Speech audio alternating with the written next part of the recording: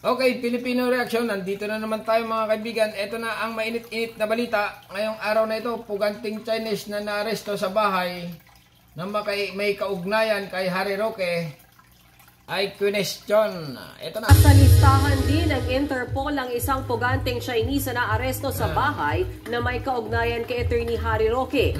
Yan ang ipinagtataka ni Senator Risa Hontiveros at kailangan daw itong ipaliwanag ng dating tagapagsalita ng Duterte administration. Ayan, mga kaibigan, nasa Interpol yung Chinese na naninirahan doon sa bahay ni Harry Roque. Ulitin natin, take 2. Interpol ang isang puganting Chinese na naaresto sa bahay na may kaugnayan kay Attorney Harry Roque.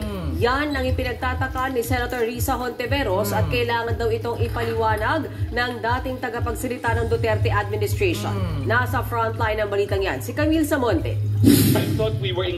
Duda si Senator Risa Hontiveros sa mga naging sagot ni dating presidential spokesperson Harry Roque sa pagdinig ng Senado kamakailan tungkol sa pagkakaugnay ng dating presidential spokesperson sa mga niraid na Pogo Hub.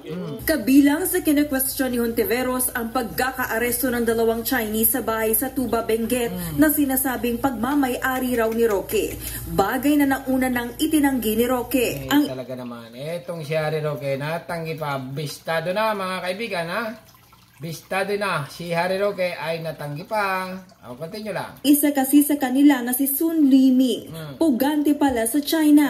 Wanted siya dahil sa illegal na pagguha ng public deposits at kasama rin sa red list ng Interpol.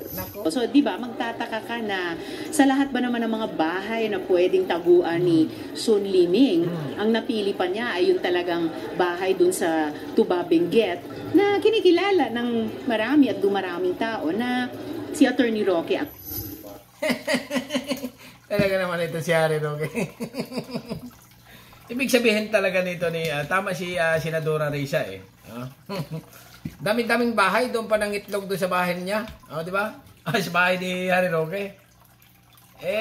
Siyempre nakakapagtaka kayo mga kaibigan. Dami-daming bahay, bakit doon? Bakit doon ang upahan sa mismong bahay talaga? Mansyon pala yun. Gusto ng dalawang Chinese sa bahay sa Tuba, Benguet na sinasabing pagmamay-ari raw ni Roque. Bagay na nauna ng pag-aari talaga? Itinanggi ni Roque. Ang isa kasi sa kanila na si Sun Liming, pugante pala sa China.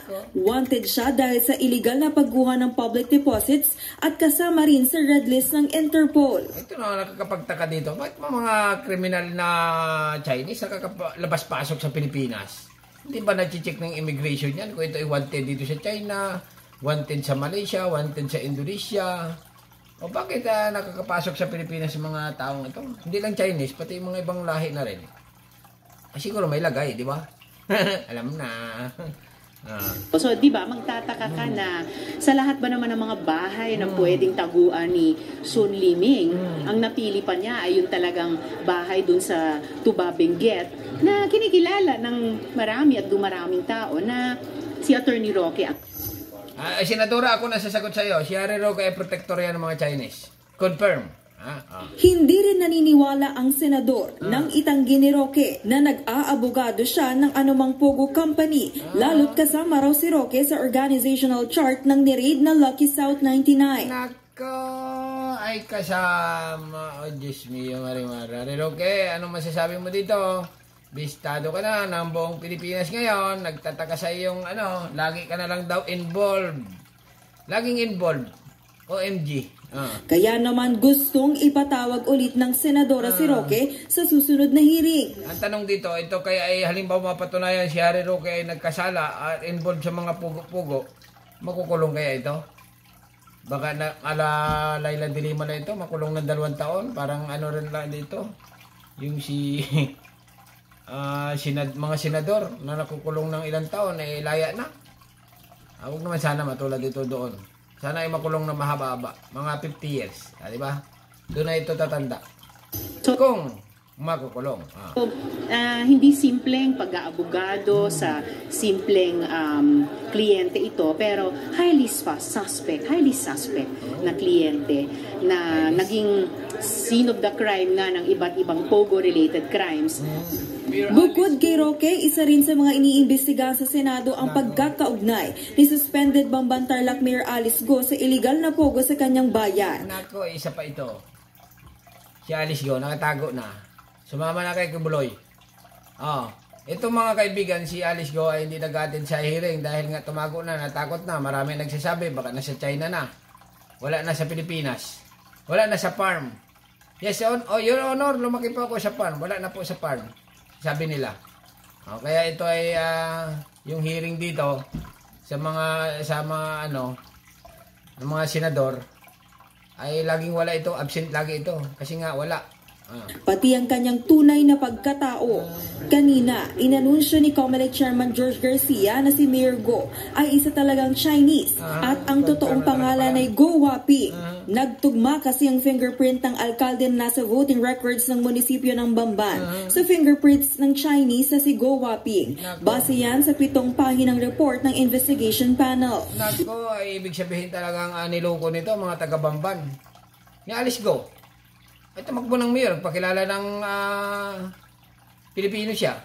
Diba sabi niya, ni Alice Go, ako po ay isang Pilipino, nanay ko po ay isang Pilipina, ang tatay ko po ay Chinese, ako po ay may pusong Bamban.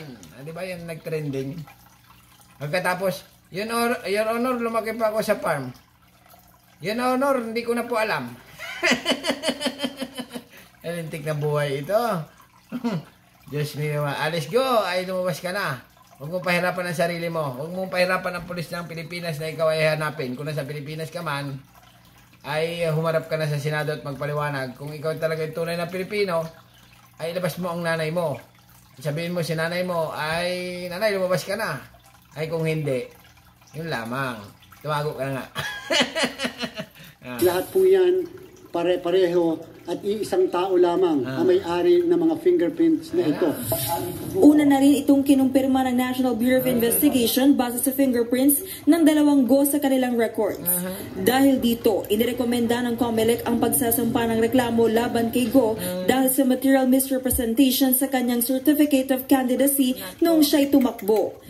Sa ilalim ng Omnibus Election Code, ang sino mang mapapatunayang may material misrepresentation ay pwedeng maharap sa criminal offense at makulong ng 1 hanggang 6 na taon. Nako, mababa.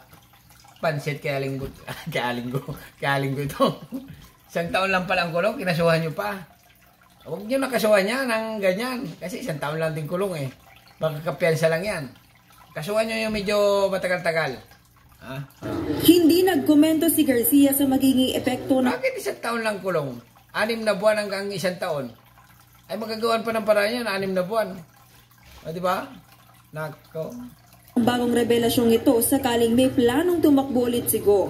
Sa ngayon, hindi pa rin nahahanap ang alkalde na may arrest order mula sa Senado. Ayon sa Department of Justice, nasa Pilipinas pa rin si Go. Ayun naman pala, nasa Pilipinas, nangingitlog, doon sa farm pa rin. Siguro pag wala sa farm, baka nasa beach, mga ganyan. Nagbabalita mula sa Frontline, Camille Samonte, News 5. Alright, tapos na mga kaibigan, ay viral news ngayon, ito na nga. Si Harry Roque talaga ay confirm na protektado. Ang pugo. Protector, puganting Chinese na aresto sa bahay na may kaugnayan kay Roque, kinwestiyon ni Senadora Risa. Alright, ano masasabi niyo mga kaibigan dito kay Harry Roque at kay Alice Go na talaga naman hanggang ngayon ay trending na trending pa rin. Ganito, comment, subscribe. Thank you, bye-bye.